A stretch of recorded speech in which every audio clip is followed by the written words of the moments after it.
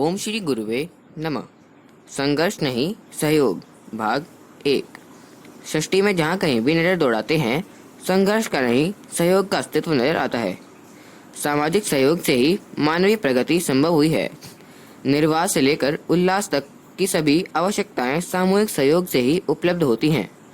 संघर्ष से तो अराजकता, अव्यवस्था फैलती और विकसित समुदाय भी पतन के गर्त में मिल जाते हैं। सतत लड़ने मरने पर उतारू जातियां या देश समाज आपस में ही लड़ भिड़कर समाप्त हो जाते हैं। इस तथ्य को मनुष्य सहित प्राणी जगत के विकास और अवसान की घटनाओं के अध्ययन से भली भांति समझा जा सकता है।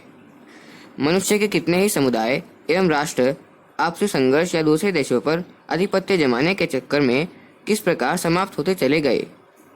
इतिहासवेत्ता इस तथ्य से भली भांति परिचित हैं।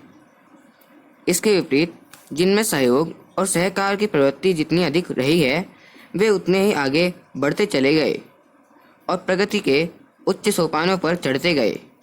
सहयोग व सहकारिता का जीवन दर्शन अपनाकर ही कोई जाति अपना अस्तित्व अक्षुण्ण बनाए रख सकती है। मनुष्येतर जीवों की कितनी ही बलिष्ठ एवं समर्थ जातियां केवल इस कारण विलुप्त हो गई कि उनमें मरने मारने की हिंसात्मक प्रवृत्ति अधिक थी।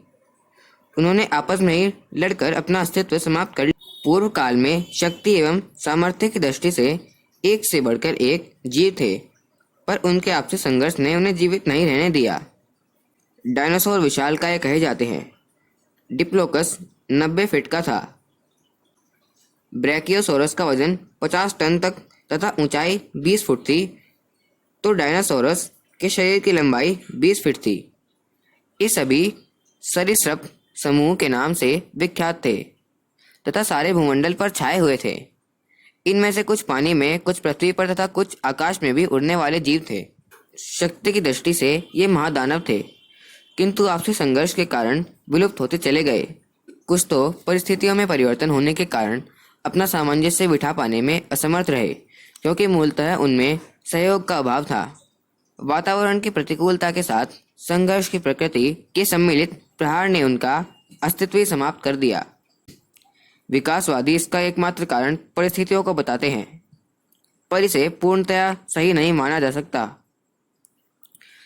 इस संदर्भ में किए गए वैज्ञानिक अनुसंधान अध्ययन इस बात के प्रत्यक्ष प्रमाण है कि जीवों में विषम से विषम परिस्थिति भी सामंजस्य स्थापित करने की अद्भुत सामर्थ्य विद्यमान है। स्पष्ट है कि आपसी सहयोग रहा होता तो विषमताओं में भी अपना अस्तित्व सुरक्षित रखा जा सकता था, किंतु ऐसा संभव न हो सका।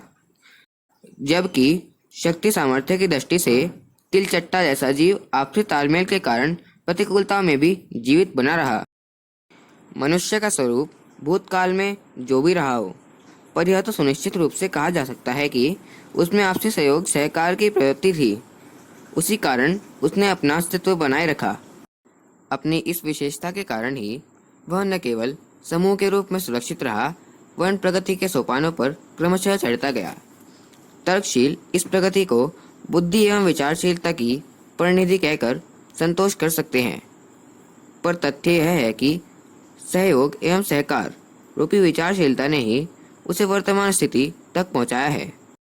अन्य प्राणियों की तरह मनुष्य ने भी संघर्ष को ही महत्व दिया होता तो वह भी आपस में लड़ मरकर समाप्त हो गया होता। विकासवाद के जनक चार्ल्स डार्विन ने जीवन के लिए संघर्ष का जो सिद्धांत प्रतिपादित किया, विज्ञान जगत में उसका अर्थ संकुचित रूप से लिया गया।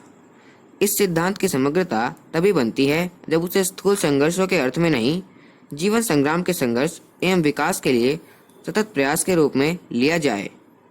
संघर्ष का व्यापक अर्थ है कि विभिन्न प्राणी एवं मनुष्य मजबूत एवं समर्थ बने।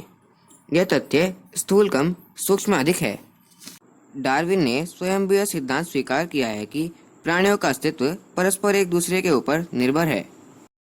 अखंड ज्योति, मई 1991, पृष्ठ 31। ओम शांति।